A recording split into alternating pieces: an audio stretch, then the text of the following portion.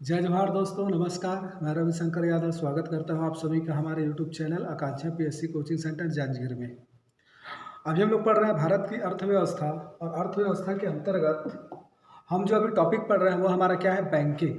और बैंकिंग के अंतर्गत हम ये पूरा सब टॉपिक जो है वो पढ़ चुके हैं।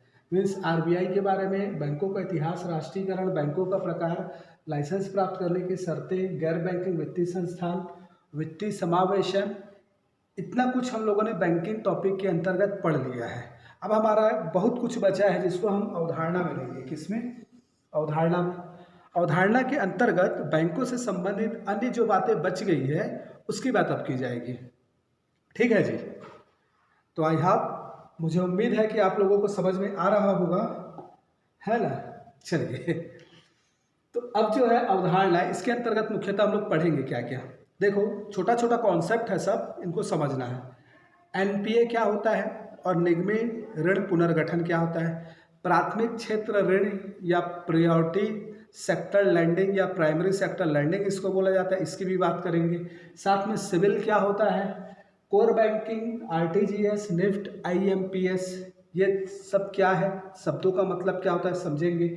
मुद्रा की आपूर्ति क्या होती है या मुद्रा की माप, इसको मुद्रा की आपूर्ति या मुद्रा का माप बोल सकते हैं कि आरबीआई मुद्रा का मापन कैसे करता है अर्थव्यवस्था में। M1, M2, M3, M4, M0 ऐसा कॉन्सेप्ट है, इसको समझेंगे। साथ में बेसल मानक क्या है ना, ये बेसल मानक लिखा है, आगे पढ़ेंगे ये भी क्या होता है बेसल मानक। इस्लामिक बैंक ये क्या होता है, इसके बारे में बात करेंगे। लीड बैंक एक अवधारणा अग्रणी बैंक है, उसके बारे में भी हम बात करेंगे, है ना। इतने टॉपिक्स को अपने को समझना है, ये सब छोटा छोटा कॉन्सेप्ट है बैंकिंग से रिलेटेड। चलिए, सबसे पहला क्या है हमारा, एनपीए। इसी से संबंधित है निगमी ऋण पुनर्गठन। Non performing assets, non performing assets,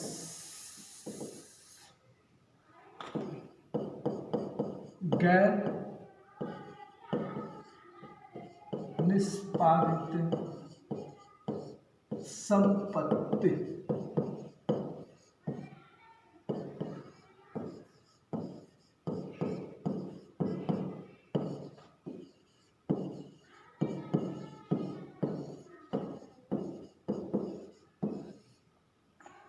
चलिए, गैर निष्पादनकारी संपत्ति, गैर निष्पादित संपत्ति, गैर निष्पादनकारी संपत्ति या फिर नॉन परफॉर्मिंग एसेट्स।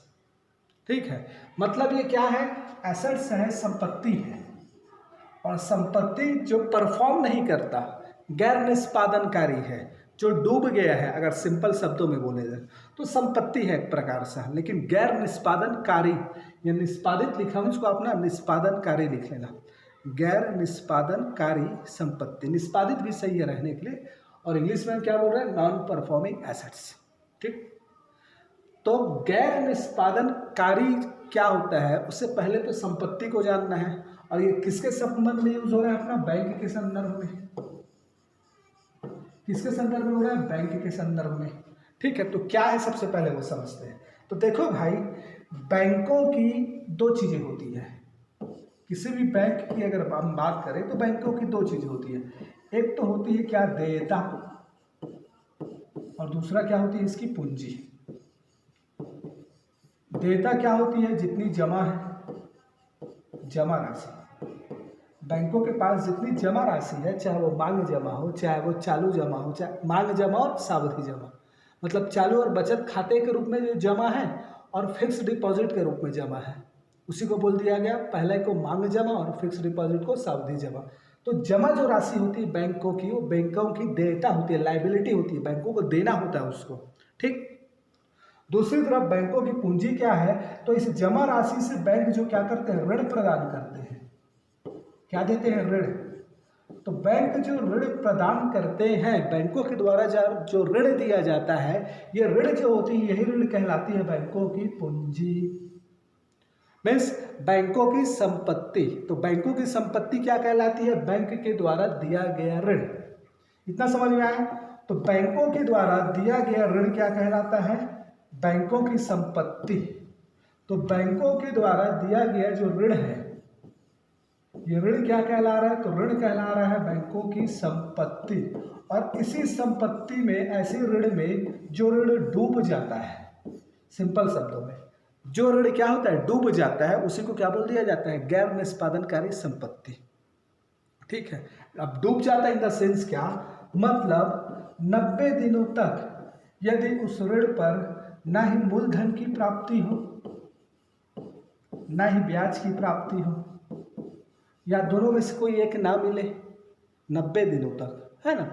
मतलब देखो, कोई भी बैंक से ऋण लिया जाता है, बैंक जब ऋण देता है तो आपके हाथ में जिस धनराशि आएगी उसके नेक्स्ट मंथ से, है ना, उसके नेक्स्ट मंथ से क्या होता है? किस्त कटना चालू हो जाता है, और वो किस्त में क्या होता है? ब्याज भी होता है और मूलधन भी होता है, मतलब दोनों मिक्स होता है। तो एक महीने पहला किस्त, दूसरा महीना दूसरा किस्त, तीसरा महीना तीसरा किस्त। इसी को बोला जा रहा है कि यदि लगातार 90 दिनों तक बैंक को किसी ऋण पर ब्याज और मूलधन या दोनों में से कोई एक अथवा दोनों, है ना, की प्राप्ति ना हो, तो ऐसी ही संपत्ति को, ऐसे ऋण को एनपीए मान लिया जाता है। क्या मान लिया जाता है? एनपीए। ठीक है, तो लगातार यदि 3 माह तक, 90 दिनों तक बैंक को मूलधन और ब्याज की वापसी नहीं होती, तब उसको हम क्या बोल देते हैं? एनपीए। उस ऋण को एनपीए में डाल दिया जाता है, और ऋण क्या है? बैंकों की संपत्ति है, तो वह संपत्ति क्या कहलाती है? बैंकों की एनपीए की संपत्ति। यदि ये 1 साल तक ऐसा हो तो इसको डाउटफुल एसेट मान लिया जाता है। ठीक है जी, 1 साल तक अगर ऐसा हो, 1 ईयर तक ऐसा रहे, 1 साल तक, तब इसको हम क्या बोल देते हैं? Doubtful asset. यहाँ पर उसमें क्या बोला? 90 दिन। 90 दिन के बाद यदि 1 साल तक ऐसा हो जाए, तब इसको संदिग्ध परिसंपत्ति मान लेते हैं, संदिग्ध परिसंपत्ति। और 1 साल से यदि ऊपर, 1 साल के बाद इसको क्या बोल दिया जाता है? डूबी हुई परिसंपत्ति। तो याद रखिएगा, डूबी हुई परिसंपत्ति। तो जैसे ही 3 माह तक किस्त नहीं मिलता, तब वो एनपीए मान लिया जाता है, और 3 माह के बाद कंटिन्यू लगातार 1 साल तक अगर उसमें कुछ भी प्राप्त नहीं होता, तब उसको डाउटफुल एसेट में डाल देते हैं। 3 माह के बाद भी यदि प्राप्त नहीं हो रहा, चौथे, पांचवें, छठवें, सातवें माह तक, तब उसको डाउटफुल एसेट, संदिग्ध परिसंपत्ति मान लिया जाता है, संदिग्ध परिसंपत्ति। और 12 माह तक यदि प्राप्त नहीं होता, तो 12 माह के बाद उसको डूबी हुई संपत्ति या परिसंपत्ति मान लिया जाता है। तो एनपीए कब बोला जाता है? बैंकों के द्वारा दिया गया ऐसा ऋण जिसमें बैंकों को 90 दिनों तक ना ही ब्याज और मूलधन अथवा दोनों की प्राप्ति नहीं होती। ठीक, सिंपल सी बात, इसी को तो बोला जाएगा। बैंकों के द्वारा दिया गया ऋण की वह राशि जिसमें बैंकों को 90 दिनों तक मूलधन और ब्याज अथवा दोनों की प्राप्ति नहीं होती, उसे ही बैंकों की गैर निष्पादनकारी संपत्ति कहा जाता है। ठीक, यदि ब्याज और मूलधन की प्राप्ति 1 साल तक नहीं होती, तब उसे संदिग्ध परिसंपत्ति कहा जाता है, और 1 साल के बाद इसे डूबी हुई परिसंपत्ति मान लिया जाता है। लिख लीजिएगा ऐसा। ठीक है, फिर से वीडियो को पॉज करके चलिए। अब मैं क्या बोला, याद रखिएगा। वर्तमान में अगर देखा जाए ना, तो भारत के बैंकों के पास में बहुत बड़ी समस्या है एनपीए की। लगातार क्या हो रहा है, इनका एनपीए बढ़ता जा रहा है। ठीक है, और एनपीए की यदि बात करें तो याद रखिएगा, एनपीए के संदर्भ में कुछ डाटा याद रखिएगा। यदि बात किया जाए एनपीए सबसे अधिक किसका है, तो एसबीआई का है। एनपीए किसका है सबसे अधिक? तो एसबीआई बैंक का है। दूसरा चीज, भारत एसबीआई के हिसाब से विश्व का सबसे, मतलब देखा जाए, भारत का क्रम देखा जाए तो 5वां स्थान है, विश्व में 5वां स्थान है एनपीए की दृष्टि से। मतलब बात समझ रहे हो? एनपीए की राशि अगर देखा जाए भारत की, तो भारत विश्व में क्या है? 5वां स्थान रहता है। 5वां ऐसा देश है जिसका एनपीए क्या है? ज़्यादा है। ठीक, और यदि एनपीए की बात किया जाए तो भारत में जो 2 प्रकार के बैंक हैं, एक है आपका क्या? सार्वजनिक बैंक, और दूसरा क्या है? निजी बैंक। सार्वजनिक और निजी बैंक, तो एनपीए सबसे ज़्यादा किस में है? सार्वजनिक बैंक को है। तो निजी बैंक की तुलना में सार्वजनिक बैंकों की एनपीए की राशि क्या है? अधिक है। तो सार्वजनिक बैंकों की एनपीए की राशि अधिक है। विश्व में 5वां स्थान है एनपीए की राशि के संदर्भ में, और सबसे ज़्यादा एनपीए है किसकी? तो वो किसकी है? एसबीआई की, स्टेट बैंक ऑफ इंडिया की। और एनपीए है क्या? तो बैंकों का डूबा हुआ ऋण है, सिंपल सी बात है ना। अगर आसानी भाषा में बोले तो बैंकों का डूबा हुआ ऋण है, लेकिन एक्चुअल में डेफिनेशन जो मैं बोला हूँ वही लिखेंगे कि बैंकों के द्वारा दिया गया ऋण की वह राशि जिस पर बैंक को 90 दिनों तक ब्याज और मूलधन अथवा दोनों की वापसी नहीं होती। यदि 1 साल तक ना हो तो इसे संदिग्ध परिसंपत्ति बोल देते हैं, 1 साल के बाद ना हो तो इसे डूबी हुई परिसंपत्ति बोल देते हैं। और यही एनबीएफसी के लिए अगर देखा जाए, एनबीएफसी भी ऋण देता है, तो एनबीएफसी के लिए 90 दिन ना होकर 180 दिन है, 180 डेज है, याद रखिएगा। ठीक है, चलिए अब एक बात बताओ भाई, इसका प्रभाव क्या होगा। तो एनपीए मतलब हो क्या रहा है, तो बोला जा रहा है कि भाई एनपीए मतलब क्या, बैंकों के द्वारा दिया गया ऋण की वह राशि जिस पर बैंकों को ब्याज और मूलधन की प्राप्ति नहीं होती। अब एक बात बताओ, ब्याज और मूलधन की प्राप्ति नहीं हो रही है, क्या देने पर, ऋण से। ठीक है, क्या, ऋण से। अब ये ऋण जो है, ये ऋण क्या हो रहा है, डूब रहा है, डूब रहा है। मीन्स ये ऋण है क्या, बैंकों की संपत्ति है, तो बैंकों की संपत्ति में क्या आ रही है, कमी आ रही है। बैंकों की संपत्ति में क्या आ रही है, कमी आ रही है। अब ये बैंक में मैं बोला सबसे ज्यादा किसकी है, ये एनपीए की राशि अधिकांश किसकी है, सार्वजनिक बैंक की है। किसकी है, सार्वजनिक बैंक की। अब ये सार्वजनिक बैंक है क्या, तो सार्वजनिक बैंक है सरकार की। सार्वजनिक बैंक किसकी है, सरकार की है, मतलब सरकार के पैसे में कमी आ रही है कि नहीं, सरकार का पैसा डूब रहा है। सिंपल सी बात समझो तो भाई, पैसा डूब जा रहा है, ऋण की राशि डूब रही है, ऋण का ना मूलधन वापस मिल रहा है ना ब्याज मिल रहा है, ऋण हमारा समाप्त होते जा रहा है ना, मतलब हमारी संपत्ति में कमी आ रही है। अब बैंक की संपत्ति में कमी आ रही है, मैं क्या बोला, अधिकांश बैंक कौन से क्षेत्र के हैं, एनपीए के, सार्वजनिक बैंक है, मतलब सरकार के बैंक है, मीन्स सरकार की संपत्ति में कमी आ रही है, तो इसका बहुत नकारात्मक प्रभाव होता है इफेक्ट अर्थव्यवस्था पे, है ना। सिंपल सी बात बोल सकते हैं क्या, कि क्या होती है, बैंक की संपत्ति में कमी हो रही है। प्रभाव क्या हो रहा है, बैंक की संपत्ति में कमी हो रही है, नकारात्मक प्रभाव पड़ रहा है। ठीक है, दूसरा क्या बोलेंगे, बैंक का शाख, बैंक का शाख कमजोर हो रहा है, बैंक का शाख कमजोर हो रहा है। तीसरा क्या बोल देंगे, बैंक के पास ऋण देने के लिए राशि क्या हो रही है, कम हो रही है, कम हो रही है। और क्या बोल सकते हो, बैंक के पास ऋण देने के लिए राशि कम हो रही है। इसका सिंपल सा डायरेक्ट हम बोल सकते हैं कि अर्थव्यवस्था में निवेश के लिए राशि क्या हो रही है, कम होते जा रही है। बात समझ रहे हो, मैं बोल सकता हूँ कि अर्थव्यवस्था संकुचित होते जा रहा है, अगर इसका परिणाम बोला जाए तो। क्यों, क्योंकि भाई बैंकों की पैसा कम होते जा रहा है, मतलब वो ऋण कम देते जाएंगे, और जितना ऋण कम होते जाएगा उतना कम निवेश होता जाएगा। ठीक है, तो हम क्या बोल सकते हैं, और यहाँ पर अगला पॉइंट में मैं यहाँ लिख देता हूँ क्या, कि अर्थव्यवस्था में निवेश की राशि क्या हो रही है, कम होती जा रही है, निवेश की राशि कम हो रही है,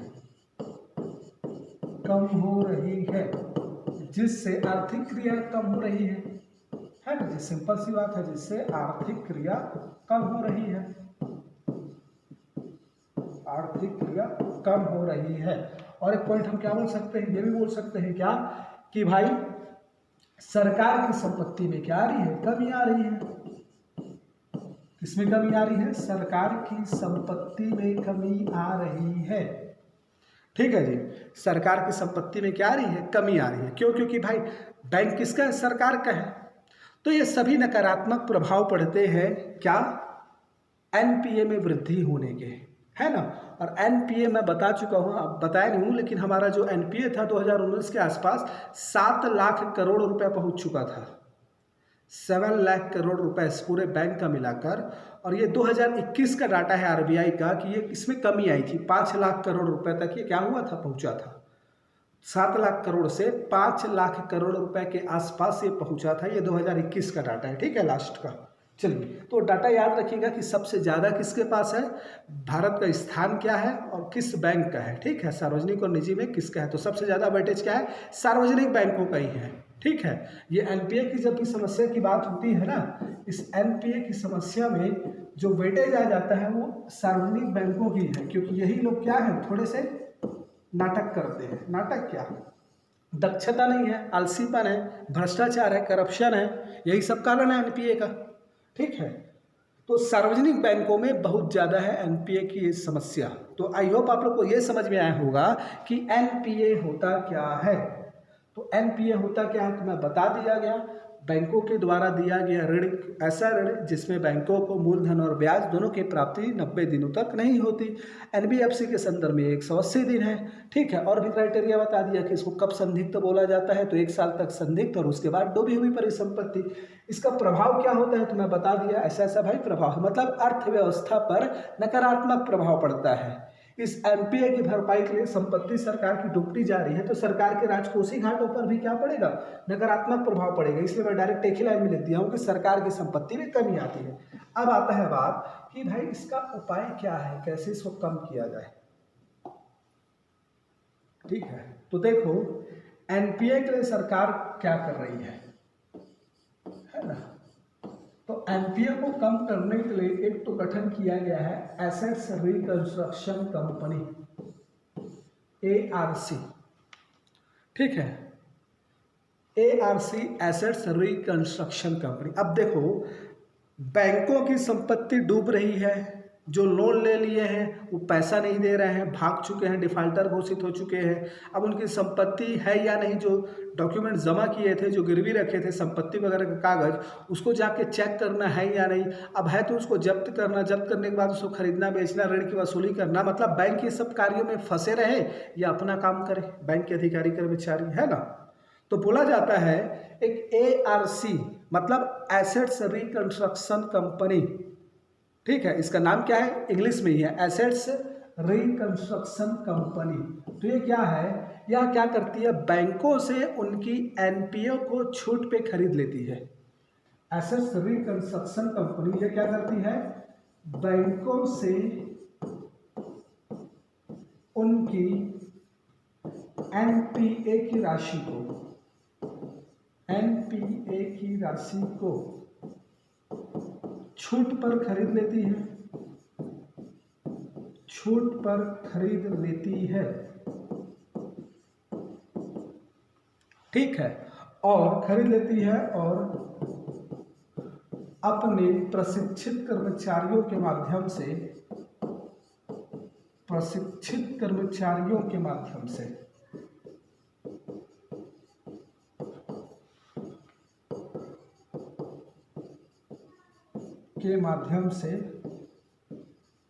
ऋण की वसूली करती है। बात समझ रहे हो, मतलब एआरसी क्या है, एसेट्स रिकंस्ट्रक्शन कंपनी। ये बैंक से क्या बोलेगी कि भाई आपका जो एनपीए की राशि है या डूबा हुआ जो ऋण है, मान लो वो ऋण है कितना, 10 करोड़ का, तो बोलेगा ठीक है इसको छूट पे मेरे को दे दो। ये क्या करेगा, 9.5 करोड़ में इसको खरीद लेगा। ठीक है, या 9 करोड़ में खरीद लेगा या 8 करोड़ में खरीद लेगा, मतलब छूट में खरीद लेता है। और उसके बाद जितने लोग ये ऋण लिए हैं ना, उनके पास ये स्वयं जाता है, फिर अपने प्रशिक्षित कर्मचारियों को भेजता है, जाओ और वसूली करो करके। तो बैंक ये सबसे क्या होती है, दूर हो जाती है। बैंक के अधिकारी कर्मचारी अपना बैंकिंग कार्यों पर ध्यान देते हैं और इसको वसूलने का काम कौन करता है, एआरसी के कर्मचारी और अधिकारी। तो याद रखिएगा ये क्या है, एसेट्स रिकंस्ट्रक्शन कंपनी। अगर यहाँ से भी वसूली नहीं कर पाते, अगर एआरसी भी वसूली नहीं कर पाती, तब क्या बना हुआ है, तब बना हुआ है ऋण न्यायाधिकरण। ठीक है जी, तो याद रखिएगा अगर यहाँ से भी वसूली नहीं कर पाते तो इसके लिए क्या बना हुआ है, ऋण न्यायाधिकरण बना हुआ है। तो यहाँ पर हम क्या बोल रहे हैं, दूसरा क्या, ऋण न्यायाधिकरण।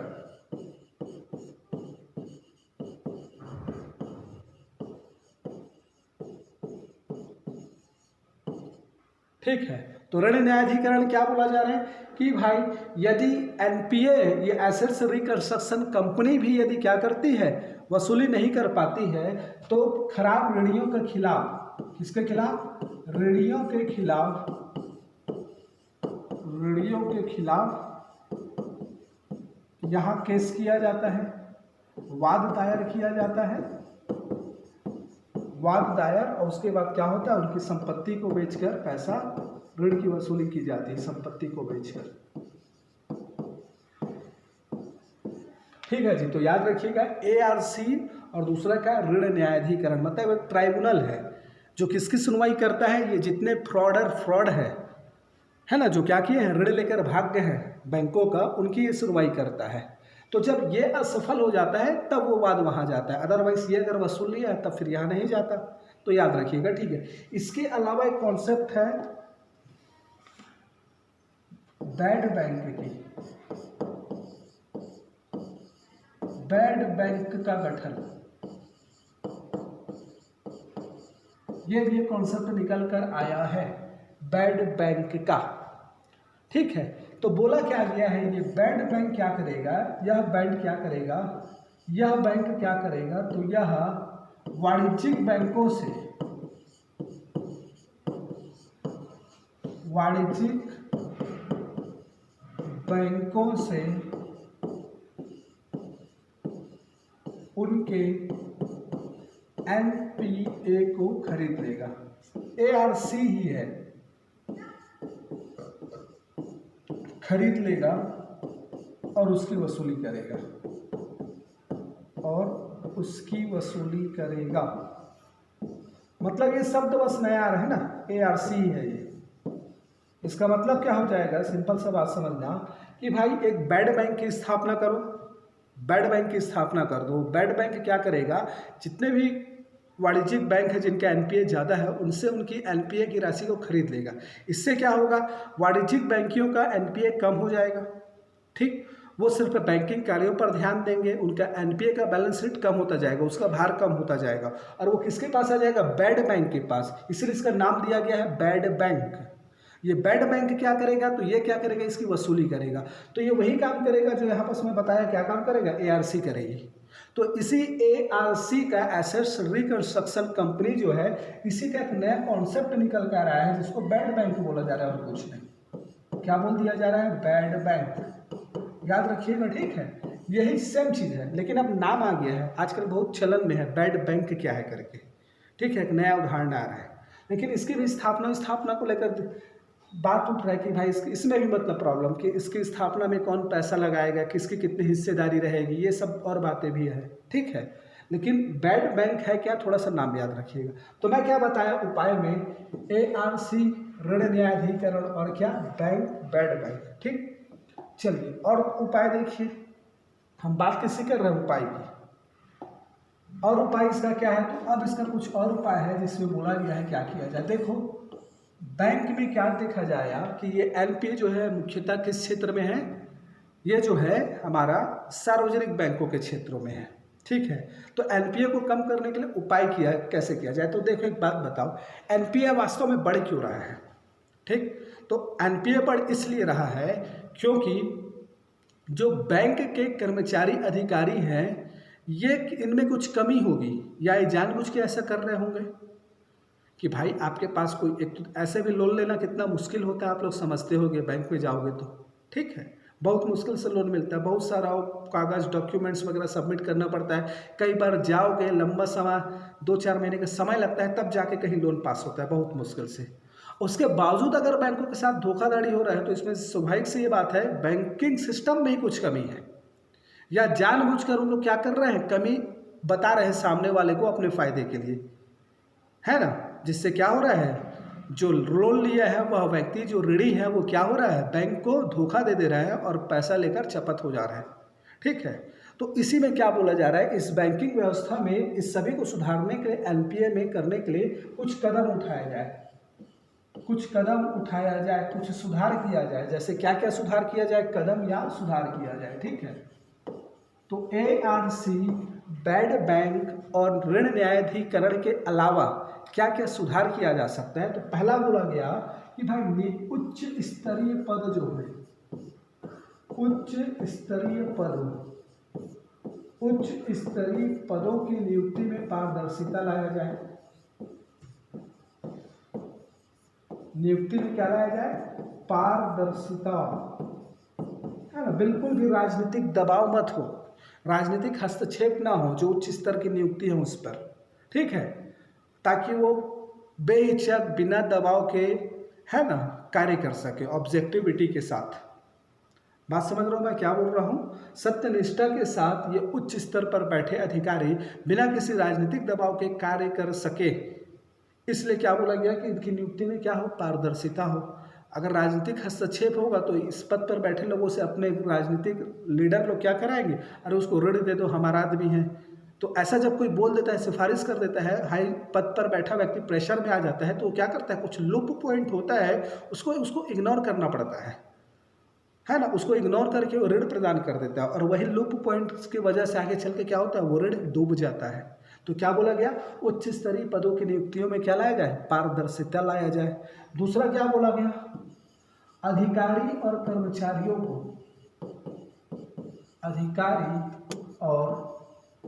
कर्मचारियों को है ना, बोल भी रहा हूं मैं साथ में ना, राइटिंग पे मत जाना। अधिकारी और कर्मचारियों के लिए उचित प्रशिक्षण की व्यवस्था की जाए। कर्मचारियों के लिए समय समय पर उचित प्रशिक्षण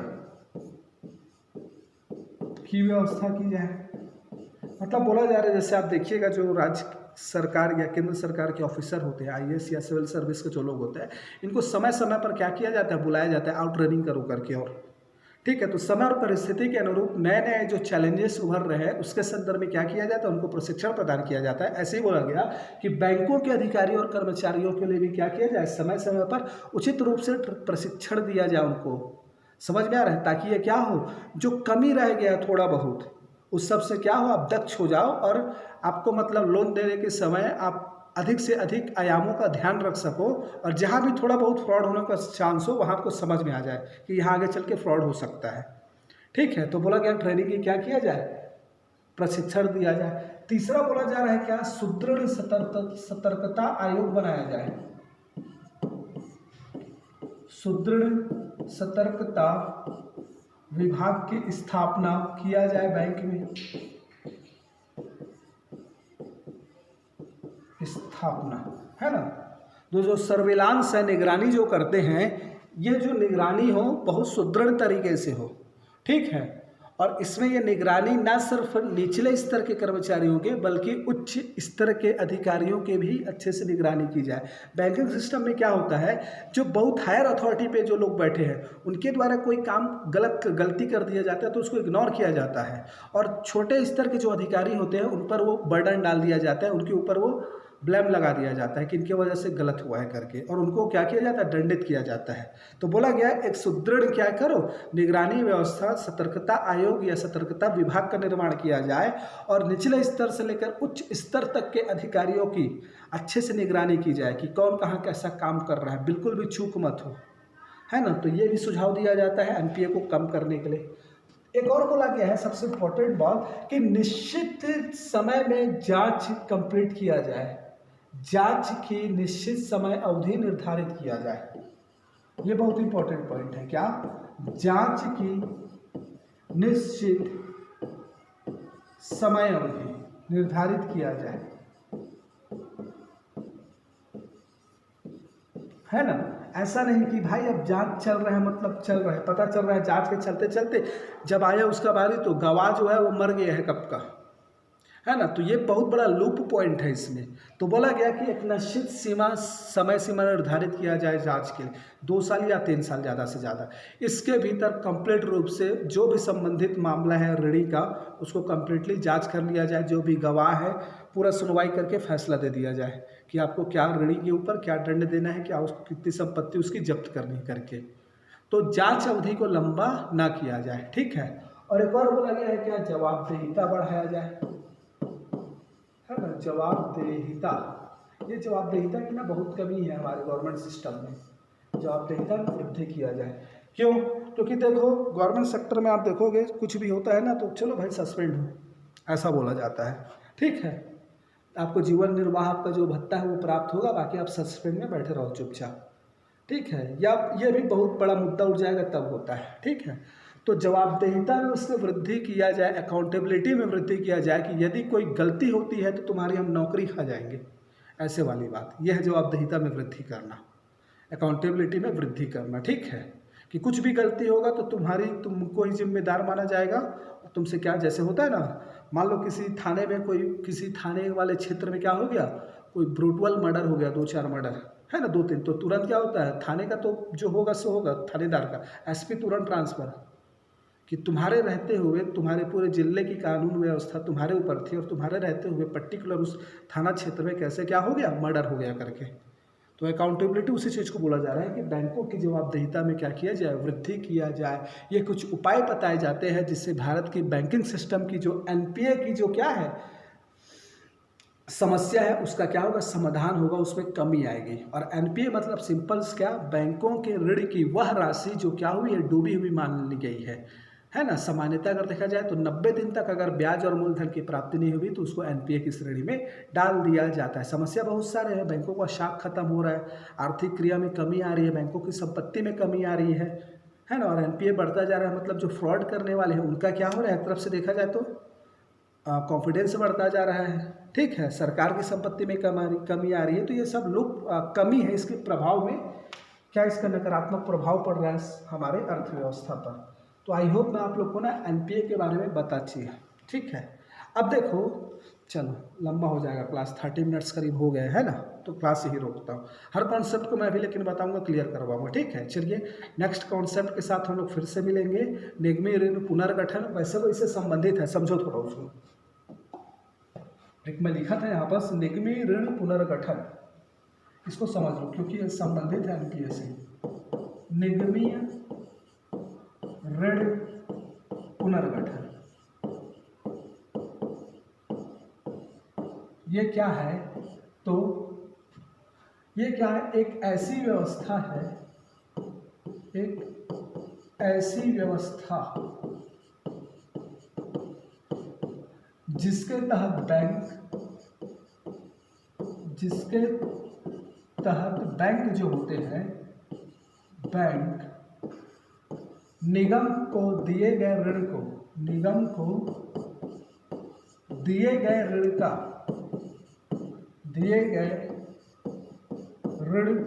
को पुनर्गठित करते हैं,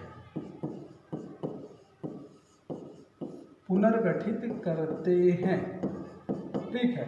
और इस पुनर्गठित करने का जो उद्देश्य होता है वो उद्देश्य क्या होता है, तो 2 उद्देश्य होता है मुख्यतः। एक तो ये कि बैंक की ऋण ना डूबे, उसके ऋण की वापसी हो जाए, तो ऋण की वापसी एक उद्देश्य यह होता है कि ऋण की वापसी। और दूसरा क्या होता है, निगम को दिवालिया होने से बचाना, कंपनी को दिवालिया होने से बचाना। अभी मैं समझा रहा हूं, मतलब ये है इसका कि मान लो कोई बैंक ने क्या किया है, किसी उद्योग को ऋण दिया, किसी निगम को, कॉरपोरेट को ऋण दिया, अब वो ऋण वापस करने में सक्षम नहीं है। अब सक्षम नहीं है मीन्स क्या, बैंक का ऋण क्या हो रहा है, डूब रहा है। बैंक का ऋण क्या होगा, डूब रहा है। और बैंक का ऋण भी डूब रहा है, साथ में कंपनी भी दिवालिया होगा जिस कंपनी को क्या दिया है, बैंक ने ऋण दिया है। इसलिए क्या किया, आरबीआई ने एक सुविधा दिया, किसका, निगमी ऋण पुनर्गठन का। बोला कि यदि ऐसी स्थिति आती है कि आपने किसी बड़े कॉरपोरेट को ऋण दिया है और वह क्या हो चुका है, ऋण वापसी करने में सक्षम नहीं है ना, तो आप एक और सुविधा उसको प्रदान कर सकते हो। तो वह सुविधा क्या है, आप उस दिए गए ऋण को क्या कर सकते हो, पुनर्गठित कर सकते हो। जिसका उद्देश्य क्या है, तो एक तरफ आपके ऋण की वापसी भी हो जाएगी और दूसरी तरफ कंपनी क्या हो जाएगा, दिवालिया होने से बच जाएगा। ठीक, तो ये जो पुनर्गठित होता है, बोला गया है ये कुल ऋण का, कोई बैंक अपने कुल ऋण का 2.75% का ही पुनर्गठन कर सकती है, याद रखिएगा। यह सुविधा आरबीआई ने वाणिज्यिक बैंकों को दिया है और बोला गया है कि वाणिज्यिक बैंकों के द्वारा दिया गया कुल ऋण का कितना, 2.75% को ही क्या किया जाएगा, पुनर्गठित किया जाएगा, ज़्यादा को नहीं। ठीक, अब पुनर्गठित के अंतर्गत ये सुविधा क्या देते हैं, ठीक है, तो इस ऋण को पुनर्गठित करने के तहत ऋण को क्या करना है, पुनर्गठित करना है। तो इस पुनर्गठित के तहत क्या किया जाता है, तो क्या किया जाता है, तो ब्याज की दर में कमी कर सकती है, ब्याज दर में कमी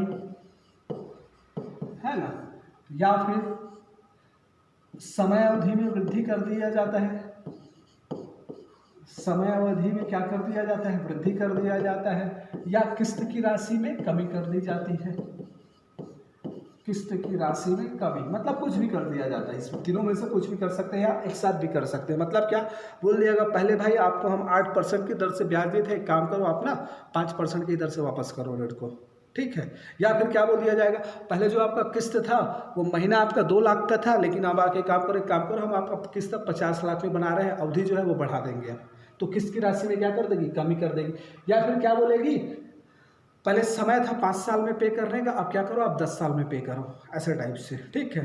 तो ऋण को पुनर्गठित करने के उद्देश्य से ये कदम कोई भी वाणिज्यिक बैंक उठा सकती है। इसी को बोला गया है क्या, निगमीय ऋण पुनर्गठन, ठीक है। तो इसके तहत वाणिज्यिक बैंक क्या करती है, अपने दिए गए कुल ऋण का 2.75% तक के ऋण का क्या कर सकती है, पुनर्गठित कर सकती है।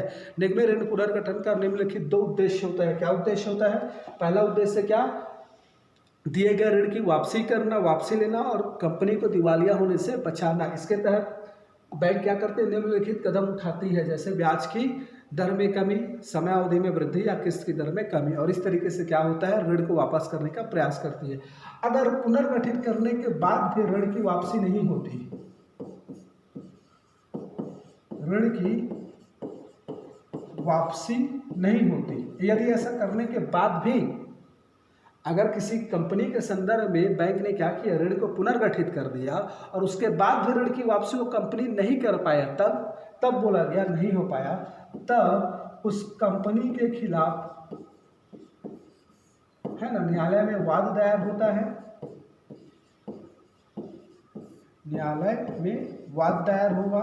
और यदि इस वाद में बैंक जीत जाता है, बैंक क्या करता है, जीत जाता है, तो बैंक उस कंपनी के न्यूनतम 51% शेयर पर कब्जा कर लेता है, न्यूनतम ना अधिकतम जितना भी कर सके। तो याद रखिएगा, यदि ऋण को पुनर्गठित करने के बाद भी वापस नहीं कर पाया कोई कंपनी ऋण को, तो उस कंपनी के खिलाफ वाद दायर किया जाता है, और उस वाद में यदि फैसला बैंक के पक्ष में आता है, सुनते रहना ना, लिखा उतना नहीं हो, बैंक के पक्ष में अगर आता है फैसला, तब क्या होता है, बैंक को यह अधिकार मिल जाता है कि वह कंपनी के संपत्ति के न्यूनतम 51% शेयर पर कब्जा कर लेता है, और फिर इसको बेचकर वो क्या करता है, पैसा वसूली करता है, और 51% से अगर नहीं होगा तो और ज़्यादा पे कब्जा करेगा, जितने में उसका ऋण का वापसी हो जाए, ठीक है। तो ये क्या हो गया, निगमीय ऋण पुनर्गठन, ठीक है। चलिए नेक्स्ट क्लास में आपको और जो बचा है कॉन्सेप्ट उसकी बात करेंगे, ठीक है। लीड बैंक और अग्रणी बैंक और सिविल, ये तीनों को एक साथ बता देंगे। उसके बाद फिर बेसल को एक वीडियो में लेंगे, और हमारा जो मनी आपूर्ति है, मुद्रा का माप है ना, उसको भी एक वीडियो में लेंगे। चलिए, वीडियो अगर अच्छा लगा होगा, समझ में आया होगा तो लाइक कर दीजिएगा, है ना। चलिए ठीक है।